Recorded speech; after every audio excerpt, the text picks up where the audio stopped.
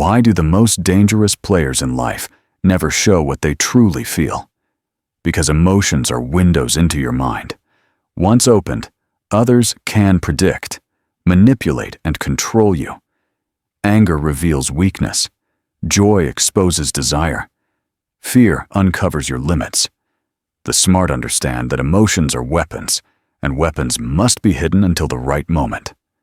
Think of a poker table, the one who smiles too wide, frowns too quickly, or breathes too heavily has already lost. In power games, the mask is not deception, it is survival. The art lies not in suppressing what you feel, but in choosing when and if anyone else should see it. Let me ask you, what happens the moment your enemy can read your face? The answer is simple. You become predictable, and predictability is weakness. Every emotion you reveal is a signal. Anger shows where to press harder. Fear signals where you are vulnerable. Joy uncovers what you desire most. Those who parade their feelings are walking open books, waiting to be rewritten by sharper minds. History has proven this again and again. Julius Caesar, though brilliant, met betrayal from Brutus because he trusted too much and revealed his affection openly. Contrast this with leaders who mask themselves. Napoleon Bonaparte was notorious for his stone face during negotiations. He never revealed whether he was winning or losing ground. His opponents often collapsed under uncertainty, trying desperately to guess his true position. It wasn't his words that gave him power. It was the silence of his expression, the mask that left others second-guessing. Why is this mask so effective? Because humans crave certainty. When they cannot read you, their minds work overtime, projecting fears, doubts, and assumptions. In that gap of uncertainty, you gain the upper hand. A calm, unreadable face in the middle of chaos unsettles everyone. Imagine being in a heated argument, where one side is screaming, but the other side simply watches, lip-sealed eyes unblinking. Who holds the power? Not the one who shouts, but the one who refuses to reveal a single drop of emotion. Consider also the world of espionage. Spies are trained not just to gather secrets, but to guard their own. They learn to control micro-expressions, the tiny muscle movements that betray our real feelings. A flicker of surprise, a twitch of fear, a spark of anger. These are deadly leaks. The greatest agents are those who can hold a neutral mask under interrogation, forcing their enemies into frustration. Their silence, their stillness is more terrifying than words. But this principle is not limited to leaders or spies. It applies to everyday life. Think of a workplace conflict. Two colleagues argue, one raises his voice, slams the table, and vents his frustration. The other sits calmly, measured with no visible reaction. Who do you think the rest of the room respects more? Who leaves the meeting with quiet authority? It is always the one who refuses to let emotion dictate their behavior. In that moment, the mask becomes a crown. Yet here lies the irony. People think emotional honesty makes them real and relatable. But in the game of power, relatability is dangerous. The moment people know what makes you tick, they know how to pull your strings. The emotional mask is not about dishonesty. It is about self-preservation. You don't owe the world access to your inner storms. By concealing them, you deny others the weapons they crave to use against you. So ask yourself, do you want to be an open book or a locked vault? The book may gain sympathy, but the vault gains respect. And respect lasts longer than sympathy. The power of emotional masks lies not in faking who you are, but in protecting what truly drives you. What people cannot see, they cannot destroy. And this brings us to a deeper question. If hiding emotions gives you control, what does it do to the minds of those around you? That is the realm of psychology, the battlefield of perception. Why does hiding your emotions make people uneasy? Because when the mind cannot read you, it begins to invent stories. Humans are addicted to patterns and certainty. We crave to know what others feel so we can predict what they will do. When someone smiles warmly, we relax. When someone glares in anger, we brace ourselves. But when someone shows nothing, no joy, no fear, no irritation, our brain enters panic mode. We start asking, what are they thinking? What do they want? What are they planning? And this uncertainty becomes your weapon. The essence of psychological control lies not in what you reveal, but in what you refuse to reveal. Think of the courtroom. A guilty defendant who sweats nervously is almost certainly doomed. But a guilty man who sits still, calm, unreadable, forces the jury to question themselves. Doubt creeps in. Maybe he isn't guilty, or maybe he's far more dangerous than we realize. His silence and composure plant seeds of uncertainty, which can be more persuasive than words. History provides chilling examples. Consider Joseph Stalin. He rarely raised his voice, and he almost never displayed raw emotions in public. His silence during meetings often frightened his subordinates more than any shout or threat. Because when a man hides his feelings, you don't know where you stand with him. And fear thrives in uncertainty. His calm mask made his presence unbearable, forcing others to bend before him without him uttering a single word. Was it charm? No. It was psychological control crafted through unreadability. Even in smaller arenas of life, the principle holds. In a workplace negotiation, one manager bursts with excitement, revealing how desperately he wants a deal. The other listens quietly, hands folded, face neutral. Who has the upper hand? The one who reveals nothing. Because the moment you show desire, the other side knows your price. But when you keep them guessing, they overestimate your strength, and they compromise out of fear of losing. But why is this so effective? The answer lies in human psychology. People interpret silence as depth. When you do not speak, they assume your mind is vast, calculating, perhaps even ruthless. When you do not show anger, they imagine you are plotting revenge. When you do not show joy, they suspect you are waiting for something greater. Their own imagination magnifies your power. In truth, you may be thinking nothing at all, but their perception becomes your advantage. Let's test this in your own life. Imagine you are in an argument. If you shout "slam doors" and curse, the other side knows exactly where you stand. They may even enjoy watching you lose control. But if you fall silent, your eyes steady, your tone measured, they will wonder, what is he planning?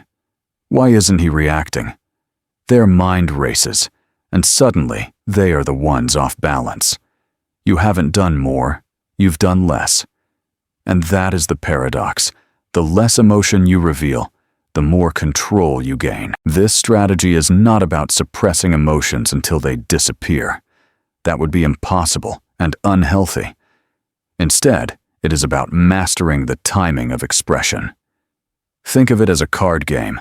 If you show your hand too soon, you lose. But if you hold your cards close, your opponents fear the possibilities of what you might hold. Power lies not in the cards themselves, but in the mystery surrounding them.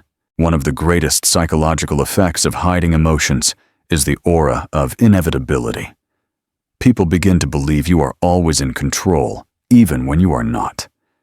They say to themselves, "He never breaks. He never panics.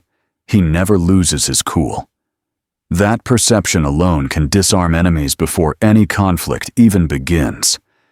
This is why elite negotiators, interrogators, and world leaders are trained in emotional neutrality. They know that the face is a battlefield, and the one who gives nothing away wins by default. So ask yourself, do you want to be the person who reacts instantly, who wears every feeling like a badge? Or do you want to be the person who forces others to guess, to doubt, to fear? Control is not about having all the answers. It's about making others believe you do. And nothing convinces like a face they cannot read. But if psychology grants such control, the next step is obvious. How do we actually practice it? That takes us into the realm of tactics, the concrete methods you can use to hide your emotions, even in the most heated moments. Knowing the theory is one thing. But the real question is, how can you in practice hide your emotions when the heat of the moment threatens to betray you? After all, no mask is effective if it collapses under pressure. Here lies the art, the specific tactics that allow you to appear calm, unreadable, and in control, even when inside you are burning with rage or trembling with fear. The first tactic is mastering the pause. Most people speak too quickly when emotions take over. Anger speeds up the tongue. Fear rushes the words out, and excitement makes one interrupt. The smart, however, pause. A pause gives you space to breathe, to collect yourself, to decide what image you want to project. Think of a poker player when dealt a terrible hand. He doesn't sigh or curse. He pauses, takes a sip of water, and plays with the same face, as if he held the winning cards. The pause is not weakness, it is a shield. Every second you delay your reaction, you take back control from your emotions. The second tactic is controlling micro-expressions. Science shows that human faces produce fleeting expressions, tiny flashes of genuine emotion that last less than half a second. These betray what we truly feel before we can think. To master concealment, you must train yourself to neutralize these signals. One way is to practice in front of a mirror, simulate stressful scenarios, and monitor how your face reacts. Learn to soften your eyes, relax your jaw, steady your mouth. Over time, you develop what spies and interrogators call a neutral mask, a face that reveals nothing, no matter the storm inside. The third tactic is body language discipline. Many people believe they can control their words, but forget that the body speaks louder. A clenched fist, tapping foot, or shifting eyes will reveal more than any sentence.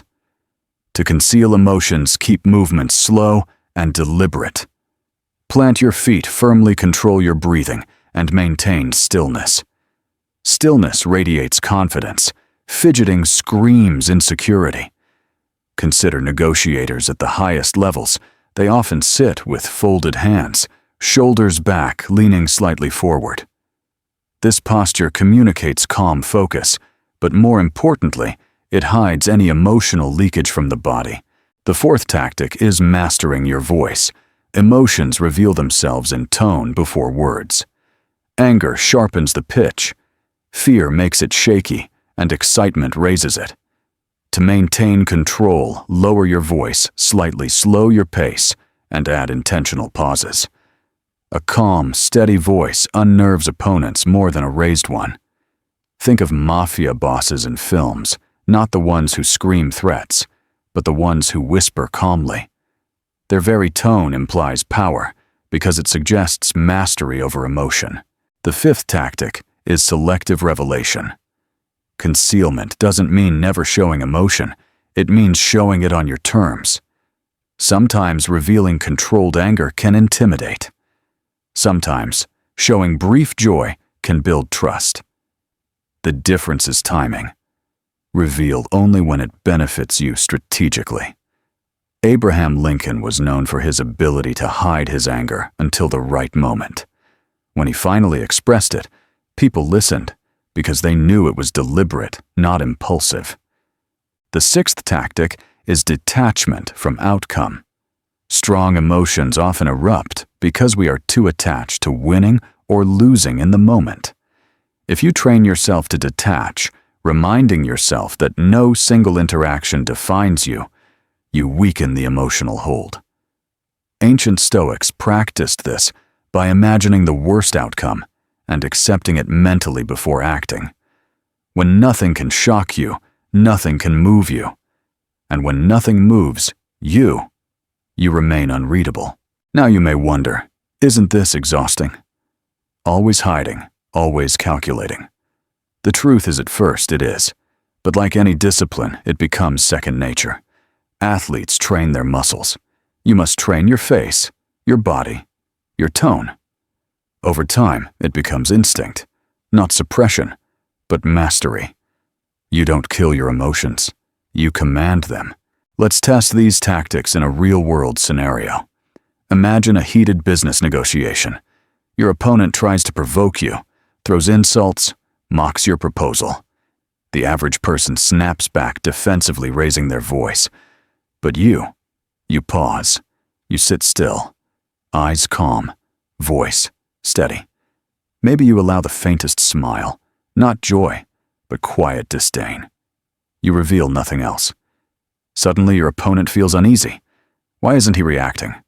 What is he planning? His confidence cracks, his strategy falters, and without saying much, you have won. This is the art of concealment in practice: silence as a weapon, neutrality as a shield, and emotion as a tool you choose to wield, not a leash that controls you. And this leads us to the next question. If concealment is so powerful, then when, if ever, should you reveal your emotions? The answer may surprise you, for sometimes revelation itself is the deadliest move of all. If hiding emotions gives you power, does that mean you should bury them forever? Not quite. The true art is not endless concealment, but strategic revelation. Think of your emotions as weapons stored in a hidden arsenal. A weapon locked away forever is wasted, but a weapon used recklessly destroys its master. The smart choose the precise moment to reveal emotion, and when they do, the impact is devastating. Consider the battlefield.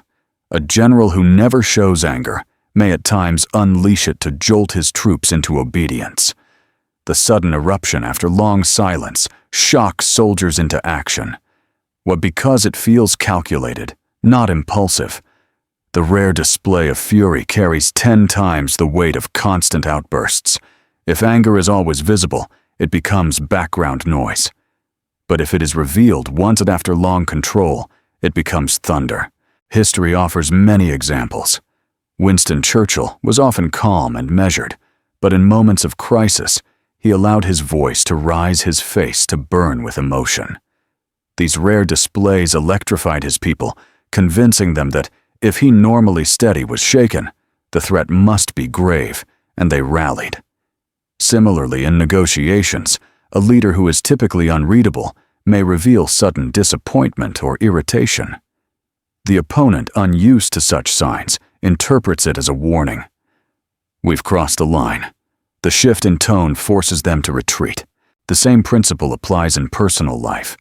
Imagine someone who is always calm, always in control. People may respect them, but they may also wonder, are they even human?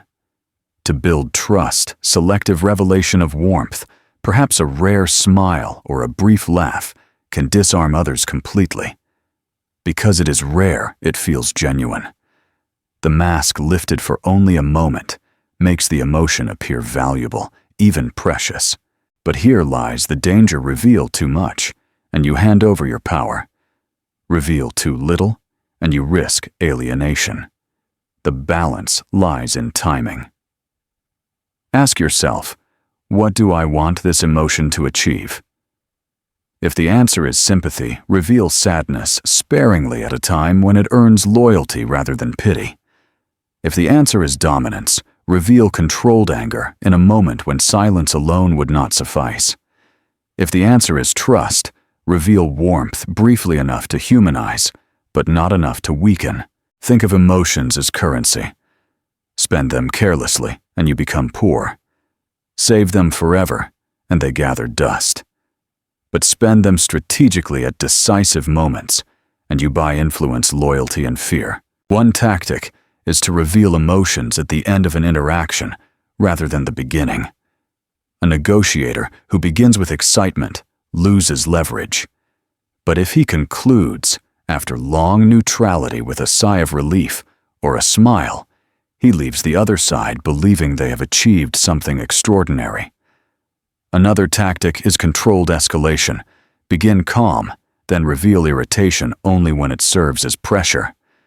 Because it is gradual, the revelation feels authentic, not staged.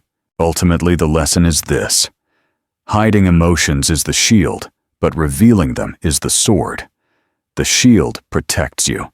The sword conquers. Use both and you master the battlefield of perception. And yet there is another danger to explore: what happens to those who always speak from the heart, who always show their true emotions. Their downfall reveals the cost of transparency, a lesson we mustn't ignore. Many people today praise emotional honesty. Be authentic, they say. Speak from the heart. Show people the real you. It sounds noble, even liberating. But in the ruthless game of power, this advice is a trap. Because the more transparent you are, the more ammunition you hand to others. Transparency may win sympathy, but sympathy rarely protects you. Power does. Consider history's tragic figures. Julius Caesar loved Brutus like a son. His affection was visible to everyone, his trust unquestioned. That transparency blinded him to betrayal until Brutus's knife pierced his chest. Caesar's downfall was not due to military defeat, but emotional openness. Contrast him with leaders like Cardinal Richelieu of France, who revealed nothing of his inner fears. Richelieu outlived rivals because he never gave them a target. Transparency also makes you predictable. If every time you are angry, you shout. If every time you are afraid, you withdraw. If every time you are happy, you boast you are an open book. And open books are easy to read, easy to manipulate. Skilled players learn your patterns and exploit them. They provoke you into rage when it benefits them. They feed your fears to corner you. They tempt you with pleasures to weaken your guard. Transparency is not honesty. It is vulnerability dressed as virtue. Even in ordinary life, the cost is heavy. Think of the colleague who constantly vents frustrations at work. At first, people sympathize, but soon they stop respecting him. His transparency reveals weakness. His emotions, uncontrolled, become entertainment for others and leverage for his rivals. Or consider the partner who reveals every fear, every doubt in a relationship. Instead of building trust, it erodes attraction. Why? Because nothing is more unsettling than someone who cannot control themselves. Love may require honesty, but respect requires restraint. Psychologically, those who reveal everything also suffer from loss of mystery. Humans are drawn to the unknown. When someone hides their inner world, we lean closer, trying to figure them out. But when someone is transparent about every feeling, we lose interest. There is no puzzle, no depth. They become ordinary, forgettable. Mystery creates magnetism. Transparency kills it. Transparency also robs you of negotiation power. Imagine a buyer walking into a car dealership and saying, "I love this car. I need it today." What happens? The dealer tightens the price. The buyer's emotions, excitement, and urgency have destroyed his leverage. Now imagine the same buyer walking in with calm indifference. Maybe this car, maybe not. Convince me. The dealer scrambles to please. The difference is not in money, but in control of emotion. Some may argue, but won't people see me as fake if I hide too much? Not if you are strategic. The key is not total silence, but selective revelation, as discussed earlier. The danger lies in uncontrolled transparency, the emotional flood that pours out at the slightest trigger. Power belongs to those who choose when to reveal, not to those who cannot help, but reveal. Ask yourself, how many opportunities have you lost because you revealed too much too soon? How many times have people used your words against you, twisted your feelings into weapons? Each of those moments was the cost of transparency, and each could have been avoided with restraint. So here lies the bitter truth. Emotional transparency may feel good in the moment, but it is a long-term liability. It weakens respect, invites manipulation, and strips away mystery. The strong learn that while honesty has its place in the realm of power, discretion is survival. And now we arrive at the final stage. If hiding protects you and revealing selectively empowers you, then what happens when you become completely unreadable, when no one can ever guess what lies behind your mask? That is the ultimate form of authority. Imagine walking into a room and no one can tell what you're thinking. They study your face, your body, your tone, yet find nothing. Some feel uneasy, others feel respect, but all agree on one thing: you are not someone to underestimate. This is the level of mastery becoming unreadable a player who moves silently but commands attention. What does it mean to be unreadable? It means people cannot categorize you. They don't know if you are pleased or disappointed, angry or amused, confident or doubtful. And because they cannot place you, they approach you cautiously. Uncertainty makes others conservative. They hesitate to attack, unsure what counterstrike you hold. They hesitate to manipulate, unsure what you desire. Your silence becomes a fortress, and their imagination becomes your weapon. Consider the example of Queen Elizabeth I. Surrounded by ambitious men and rival nations, she mastered the art of being unreadable. She rarely revealed her true thoughts in council, often answering questions with ambiguity. Was she in favor of war or peace, marriage or independence? No one could tell. This forced her advisors and enemies alike to tread carefully, always unsure of her next move. By keeping her mask intact, Elizabeth bought time, preserved her autonomy, and ruled longer than anyone expected. In modern times, think of Vladimir Putin. Agree or disagree with his politics, one cannot deny his calculated use of unreadability. His cold, almost emotionless demeanor in press conferences and negotiations unsettles both allies and adversaries. Reporters throw aggressive questions, yet his expression rarely changes. This lack of emotional leakage leaves others guessing. Does he feel threatened, amused, or indifferent? They never know, and that uncertainty grants him leverage. But unreadability is not only for world leaders. In everyday life, it transforms how people perceive you. At work, the colleague who never flinches under pressure is trusted with responsibility. In social circles, the person who does not gossip, does not overshare, becomes the one others confide in. Ironically, because mystery creates the illusion of strength, even in relationships, unreadability generates magnetism. A partner who reveals every thought instantly may seem safe, but a partner who keeps some parts hidden stirs curiosity, attraction, and respect. So how does one reach this level of mastery? It requires discipline in 3 dimensions. 1. Consistency of mask. It is not enough to hide emotions occasionally. True mastery means your mask never slips unintentionally. This demands practice, self-awareness, and emotional detachment. 2. Control of revelation. An unreadable player still reveals, but only by choice. The rare smile, the sudden flash of anger, the carefully chosen laugh, all are weapons used deliberately, not leaks from within. 3. Command of presence. Silence. Stillness and calmness are not emptiness, they are presence. The unreadable player is not passive, but active in how he withholds. He radiates control, making others lean in closer, desperate for clues that never come. The danger of unreadability, of course, is isolation. People may fear you, but they may also feel distant. This is why mastery lies in balance. You hide, most reveal little, and when you reveal, it feels intentional, even generous. Like a locked vault that opens just slightly enough to show there is something valuable inside, but never enough to give it away. Becoming unreadable is not about becoming emotionless. It is about becoming untouchable. Your emotions exist, but they serve you, not your enemies.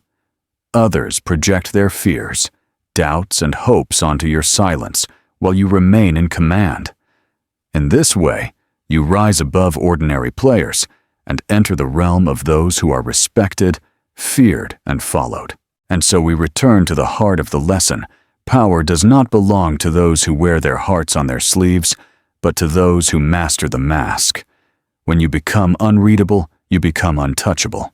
Now only one thing remains, tying all these lessons together into a final conclusion that will leave viewers with clarity, urgency, and the desire to master this art for themselves. Powerful people are not those who feel less, they are those who reveal less. Every emotion you display is information, and information in the wrong hands is a weapon. That is why the art of the smart lies in concealment. A mask is not weakness, it is protection. It is the difference between being manipulated and being respected. We've seen how emotional masks shield you from attack, how psychology makes unreadability terrifying, how tactics like pauses, micro-expression control, and body discipline turn concealment into a skill. We've seen why transparency invites downfall, and how strategic revelation used rarely and deliberately transforms emotion into a weapon rather than a liability. And at the peak lies mastery, becoming the unreadable player, the one others fear to provoke and long to impress. So ask yourself, will you continue to let your emotions betray you? Or will you command them, turning every silence, every pause, every unreadable glance into power? Remember, in a world where everyone shouts their feelings, mystery itself becomes dominance. If you found this lesson valuable, leave a comment sharing your thoughts, like the video, and subscribe for more strategies of power and psychology. And stay tuned, because in the next video, we'll uncover a darker weapon, how silence alone can destroy an enemy without a single word.